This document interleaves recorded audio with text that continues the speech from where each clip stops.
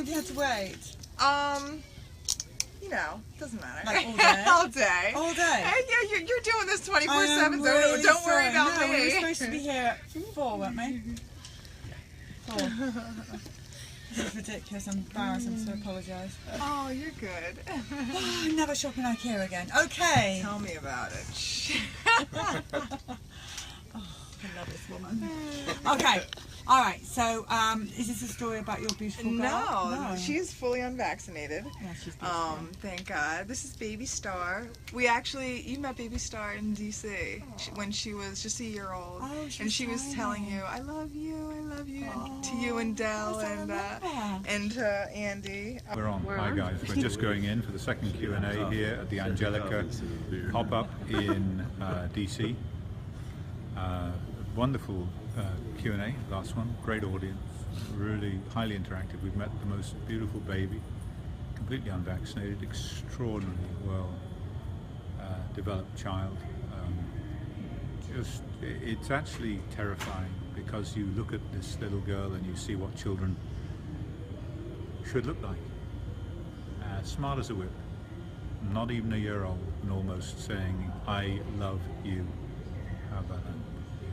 So that's been very reassuring and at the same time deeply concerning because it's a reflection on what we have done collectively to children. So here we go again into the next Q&A. Yeah, that's it. Just think about it. That's a 1-year-old that we just met trying to say I love you.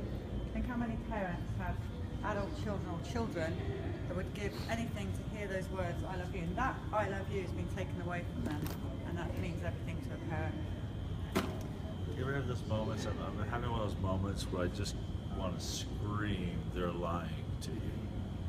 And you see all these reviews, you see all these lies saying these parents are just looking for something to blame. You know, all of this ridiculous media that just are lying to you. The doctors that believe this, you know, our scientists are lying to you. We are being lied to. It's as simple as that. The fact that we have to sort of be polite and not come across as crazy or not conspiracy theorists. We're being lied to. That's the simple fact of the matter. It's about that time. Yeah, too bad she's sleeping. She's adorable. But it's actually about me. I was vaccine injured when I was a baby. I had all my vaccines. My mom just didn't know, you know, just take your child to get vaccinated. That's what you do to be a good mom. I actually brought my my vaccine paperwork from 1987 with me. Is that when you were born? Yeah. So, I brought 1987. Yesterday. Let's see. So here it is. Let's see. These are, okay, this is the list of illnesses, and then this is my immunization record. So those are all the immunizations that a child born in 87 should get. And 87 is the year after they made, you know, the law that Right. the vaccine injury, or the liability. The liability law, yeah, that they cannot be sued. So I had all my vaccines. So wait, you had on the 15th of April in 88, you had the measles, MR, and then you had the MMR again in 92. Yeah. If I asked my mom about it, I don't know, I just did what the doctor said. You know, he knows, he's a professional. And my mom's a nurse, a registered nurse. Couldn't do this, to be honest. You know, I mean, she had no idea. I mean, she's like, I'm fully vaccinated, you know. Yeah, how many vaccines did you get when you were a child? What, 4? You know, back in, what, 50, whatever, however old you are, you know. But yeah, I mean, you see here it says ear infection, virus in Ocean City, ear infection. And then in the same month, the end of the month, ear infection, both ears. Another ear infection, flu ×2, double ear infection, and then the chicken pox in 92. And then, well, at least you got chicken pox. Yeah, you Good know, for I you. had great natural immunity, you know. but I mean, after that, my uncle was a psychiatrist. So my mom's the nurse. My uncle, the psychiatrist. My uncle said to my mom, you know, as I was growing up, you know, I see that she has some issues or, you know, cognitive problems. I can see the ADHD in her, you know, he said, when I'm in preschool. So immediately we started on like a behavioral plan for me, just like seeing how I was doing, and then, you know, that wasn't working, and then came, well, let's start on medication, the Ritalin. Ritalin's not working. Let's start on Adderall. Well, she's too hyper, she doesn't go to sleep at night. Well, let's give her something to go to sleep. And then the concoctions, you know, we need to give her this for this and this for that. And so my whole childhood I was just filled up with pharmaceutical drugs and didn't know up from down and how to think for myself or how to, you know, anything. It was just constantly being put on drugs and in and out of the doctor's office of how to, you know, I don't know, they just kept me on drugs. It was just very, very sad. So how did you turn out as well as you have? Yeah. Well, I want to know that. There's got to be a big secret there. Yeah, well, I mean, after I kind of came through all the psychotropic drugs that they put me on, I didn't know how to deal with myself off of drugs. I didn't know how to deal with emotions. If you have an emotion, then you take a pill. You know, that's what I was taught since I was 5 years old.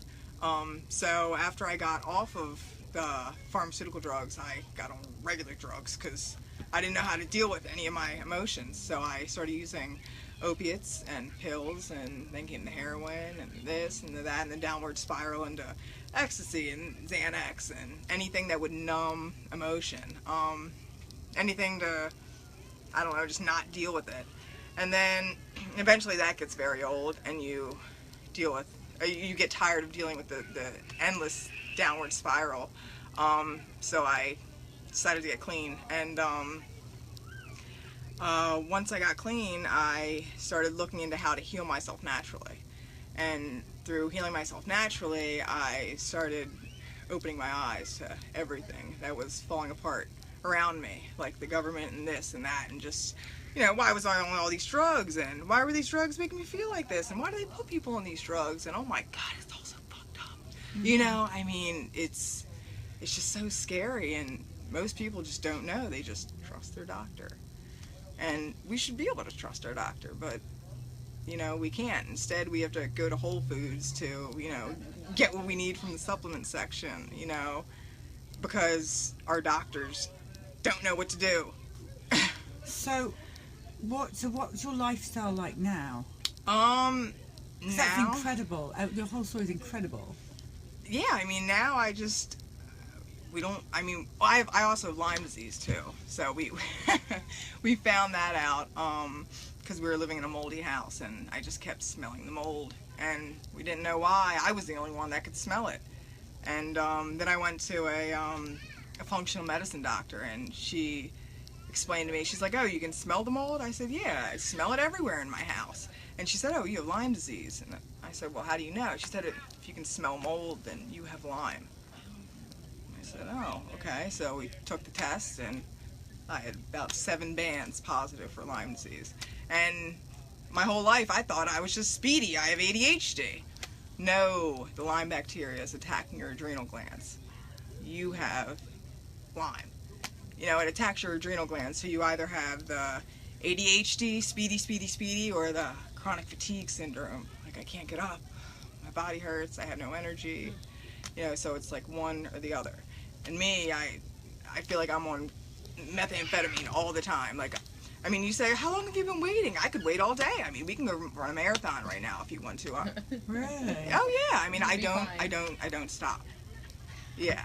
And I like my doctor, my functional medicine doctor. She's like, you're gonna crash. You know this? I'm like, yeah. Well, tell me how to slow down because I can't. That's so interesting. Yeah, but like for that, I do bee venom therapy. I sting myself with bees. That works. Yeah, I mean, because I was doing herbs to kill off the viruses and bacteria in me and everything, but one drop was too strong.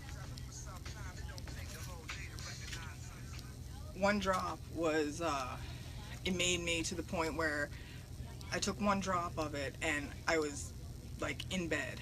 Like the detox and the Herxheimer reaction was too hard. I couldn't handle it. And I became so like lethargic and sick. So doing bee venom therapy, it's so gentle that it allows your body to detox slowly, so you don't even have a Herxheimer reaction.